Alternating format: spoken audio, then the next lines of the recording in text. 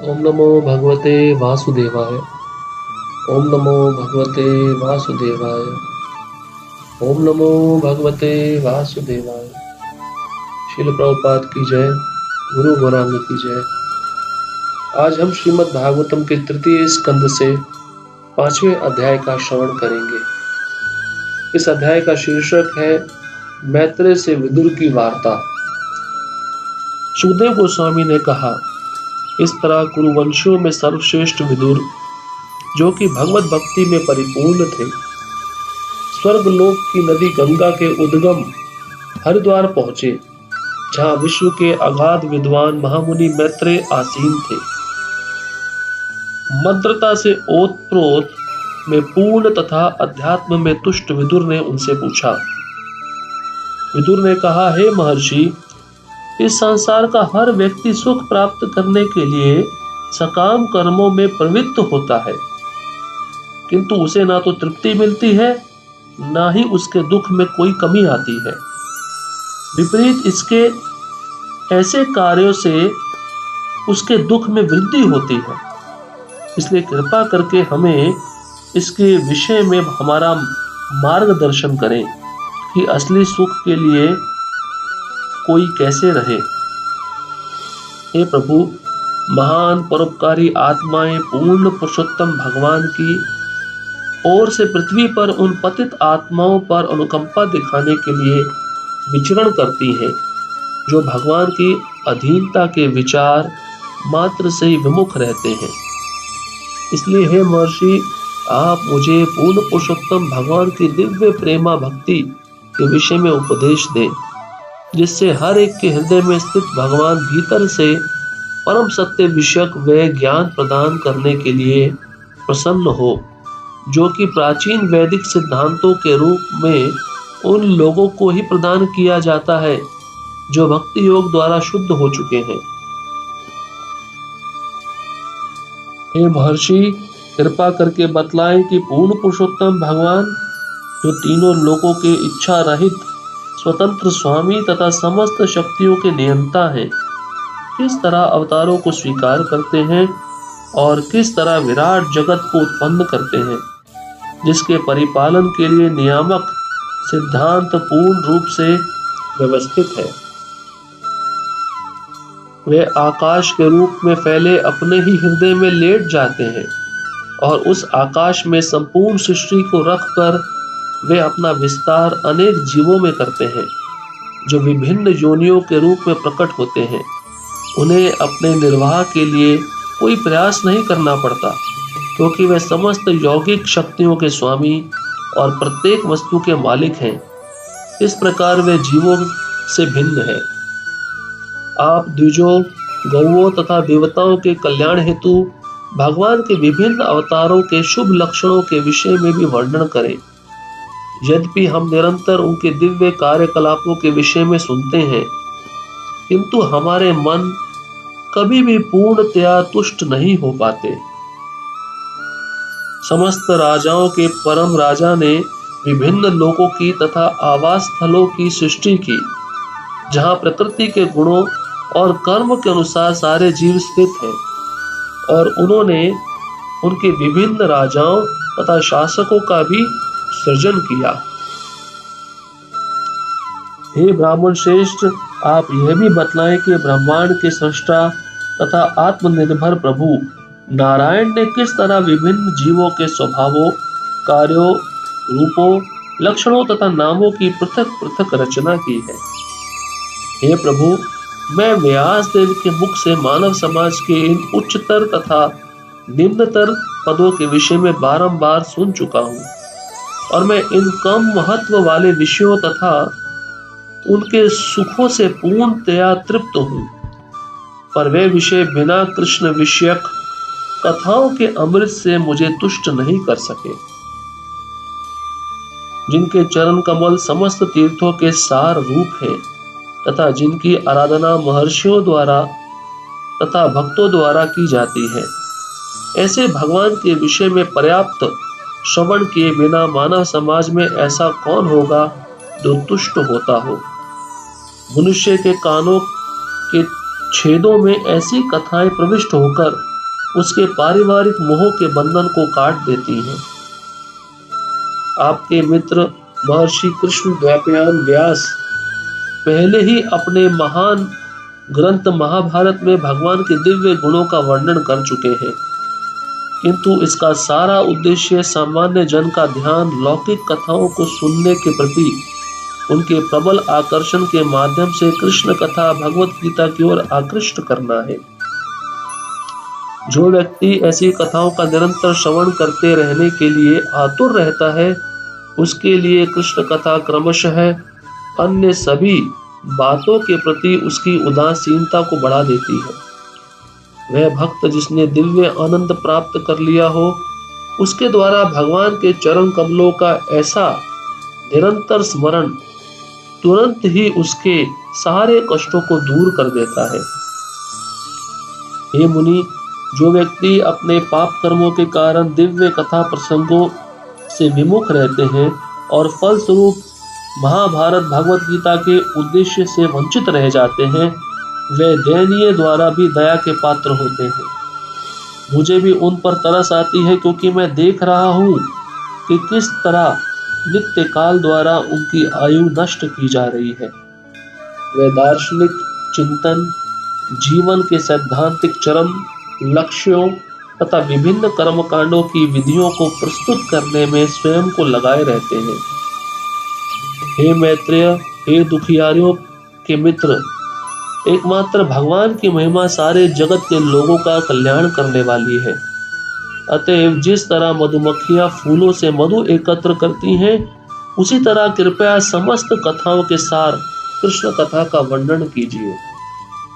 कृपया उन परम नियंता भगवान के समस्त अति मानवीय दिव्य कर्मों का कीर्तन करें, जिन्होंने विराट सृष्टि के प्राकट्य तथा पालन के लिए समस्त शक्ति से समन्वित होकर अवतार लेना स्वीकार किया।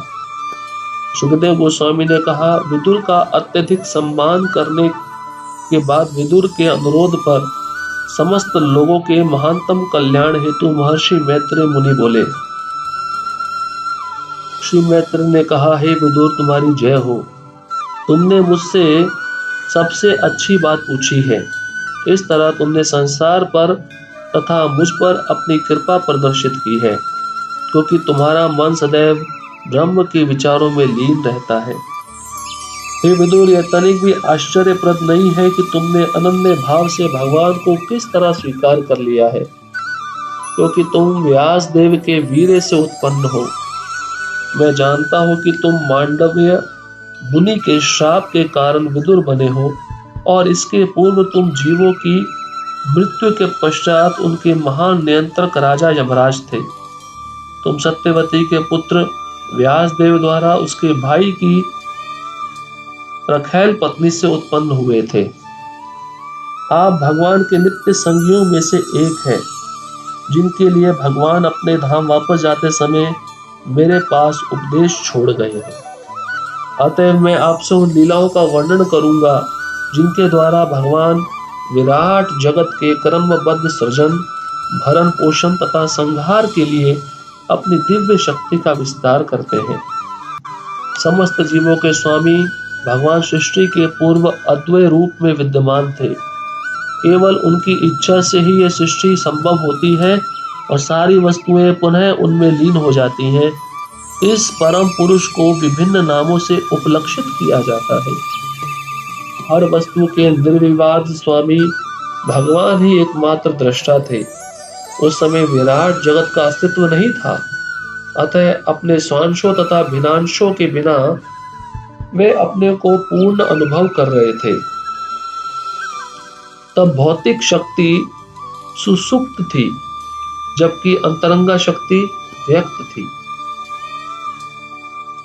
भगवान दृष्टा है और बहिरंगा शक्ति जो दृष्टिगोचर है, विराट जगत में कार्य तथा कारण दोनों रूप में कार्य करती है।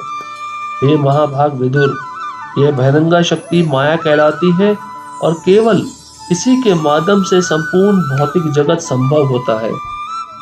अपने स्वांश दिव्य पुरुष अवतार के रूप में परम पुरुष प्रकृति के 3 गुणों में बीज संस्थापित करता है और इस तरह नित्य काल के प्रभाव से सारे जीव प्रकट होते हैं। तत्पश्चात नित्य काल की अंतः क्रियाओं से प्रभावित पदार्थ का परम सार, जो कि महातत्व कहलाता है, प्रकट हुआ और इस महातत्व में शुद्ध सत्व अर्थात भगवान ने अपने शरीर से ब्रह्मांड अभिव्यक्ति के बीज बोए।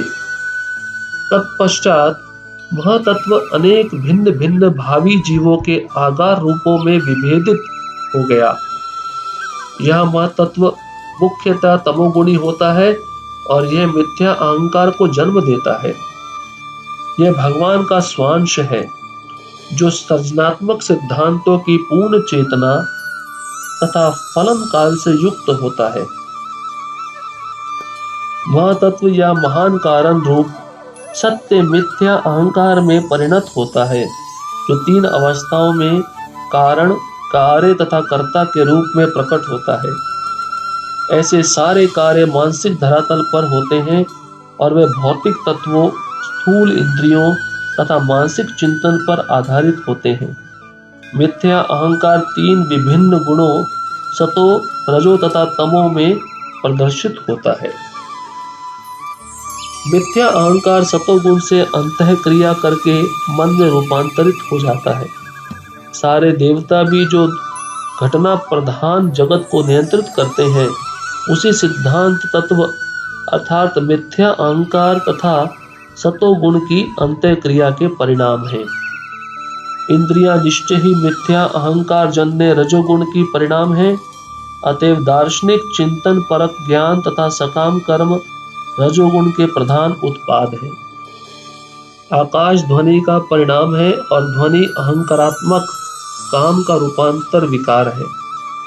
दूसरे शब्दों में आकाश परमात्मा का प्रतीकात्मक प्रतिनिधित्व है। तत्पश्चात भगवान ने आकाश पर नित्य काल तथा बहिरंगा शक्ति से अंशतः मिश्रित दृष्टिपात किया और इस तरह स्पर्श की अनुभूति विकसित हुई, जिससे आकाश में वायु उत्पन्न हुई। तत्पश्चात अतीव शक्तिशाली वायु ने आकाश से अंत्य क्रिया करके इंद्रिय अनुभूति तन्मात्रा का रूप उत्पन्न किया और रूप की अनुभूति बिजली में रूपांतरित हो गई, जो संसार को देखने के लिए प्रकाश है। जब वायु में बिजली की क्रिया हुई और उस पर ब्रह्म ने दृष्टिपात किया, उस समय नित्य काल तथा बहिरंगा शक्ति के मिश्रण से जल तथा स्वाद की उत्पत्ति हुई। तत्पश्चात बिजली से उत्पन्न जल पर भगवान ने दृष्टिपात किया और फिर उसमें नित्य काल तथा बहिरंगा शक्ति का मिश्रण हुआ। इस तरह वह पृथ्वी में रूपांतरित हुआ, जो मुख्यतः गंध के गुण से युक्त है। हे भद्र पुरुष, आकाश से लेकर पृथ्वी तक के सारे भौतिक तत्वों में जितने सारे निम्न तथा श्रेष्ठ गुण पाए जाते हैं, वे भगवान के दृष्टिपात के अंतिम स्पर्श के कारण होते हैं। उपर्युक्त समस्त भौतिक तत्वों के नियंत्रक देव भगवान विष्णु के शक्त्याविष्ट अंश हैं। वे बहिरंगा शक्ति के अंतर्गत नित्य काल द्वारा देह धारण करते हैं और वे भगवान के अंश हैं। चूंकि उन्हें ब्रह्मांडीय दायित्वों के विभिन्न कार्य सौंपे गए थे और चूंकि वे उन्हें संपन्न करने में असमर्थ थे, अतएव उन्होंने भगवान की मनोहारी स्तुतियां निम्नलिखित प्रकार से की। देवताओं ने कहा, हे प्रभु, आपके चरण कमल शरणागतों के लिए छाते के समान हैं, जो संसार के समस्त कष्टों से उनकी रक्षा करते हैं। सारे मुनिगण उस आश्रय के अंतर्गत समस्त भौतिक कष्टों को निकाल फेंकते हैं। अतएव हम आपके चरण कमलों को सादर नमस्कार करते हैं। हे पिता, हे प्रभु, हे भगवान, इस भौतिक संसार में जीवों को कभी कोई सुख प्राप्त नहीं हो सकता, क्योंकि वे तीन प्रकार के कष्टों से अभिभूत रहते हैं। अतः वे आपके उन चरण कमलों की छाया की शरण ग्रहण करते हैं, जो ज्ञान से पूर्ण है, और इसलिए हम भी उन्हीं की शरण लेते हैं। भगवान के चरण कमल स्वयं ही समस्त तीर्थ स्थलों के आश्रय हैं। निर्मल मन वाले महर्षिगण वेदों रूपी पंखों के सहारे उड़कर सदैव आपके कमल सदृश मुख रूपी घोंसले की खोज करते हैं। उनमें से कुछ सर्वश्रेष्ठ नदी गंगा में शरण लेकर पद पद पर आपके चरण कमलों की शरण ग्रहण करते हैं, जो सारे पाप फलों से मनुष्य का उद्धार कर सकते हैं। आपके चरण कमलों के विषय में केवल उत्सुकता तथा भक्ति पूर्वक श्रवण करने से तथा उनके विषय में हृदय में ध्यान करने से मनुष्य तुरंत ही ज्ञान से प्रकाशित और वैराग्य के बल पर शांत हो जाता है। अतएव हमें आपके चरण कमल रूपी पुण्यालय की शरण ग्रहण करनी चाहिए। हे प्रभु, आप विराट जगत के सृजन, पालन तथा संहार के लिए अवतरित होते हैं, इसलिए हम सभी आपके चरण कमलों की शरण ग्रहण करते हैं, क्योंकि ये चरण आपके भक्तों को सदैव स्मृति तथा साहस प्रदान करने वाले हैं।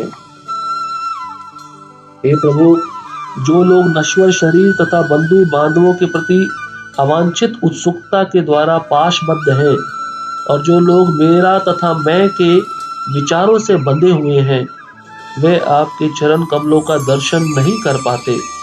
यद्यपि आपके चरण कमल उनके अपने ही शरीरों में स्थित होते हैं, किंतु हम आपके चरण कमलों की शरण ग्रहण करें। हे महान परमेश्वर, वे अपराधी व्यक्ति जिनकी अंतः दृष्टि बाह्य भौतिकतावादी कार्यकलापों से अत्यधिक प्रभावित हो चुकी होती है, वे आपके चरण कमलों का दर्शन नहीं कर सकते, किंतु आपके शुद्ध भक्त दर्शन कर पाते हैं, क्योंकि उनका एकमात्र उद्देश्य आपके कार्यकलापों का दिव्य भाव से आस्वादन करना है।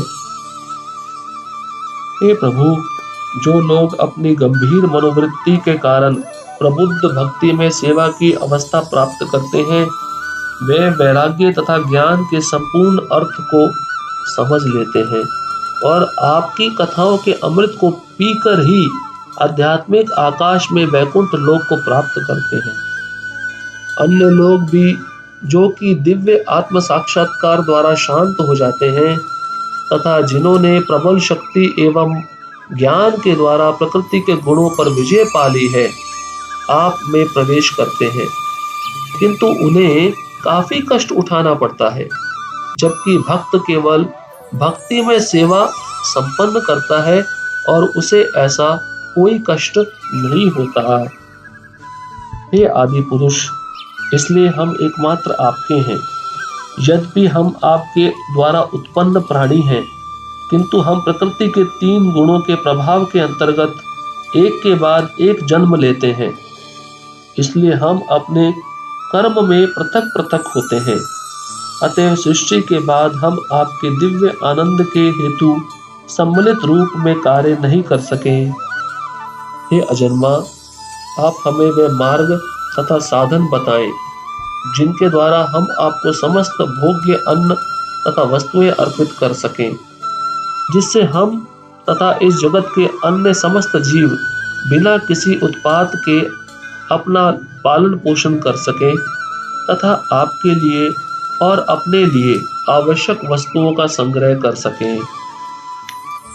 आप समस्त देवताओं तथा उनकी विभिन्न कोटियों के आदि साकार संस्थापक हैं, फिर भी आप सबसे प्राचीन हैं और अपरिवर्तित रहते हैं। हे प्रभु, आपका ना तो कोई उद्गम है, ना ही कोई आपसे श्रेष्ठ है।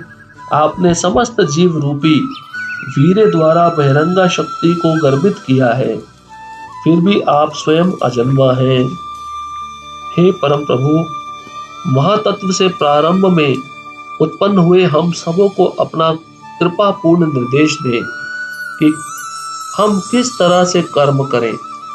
कृपया हमें अपना पूर्ण ज्ञान तथा शक्ति प्रदान करें, जिससे हम परवर्ती सृष्टि के विभिन्न विभागों में आपकी सेवा कर सकें।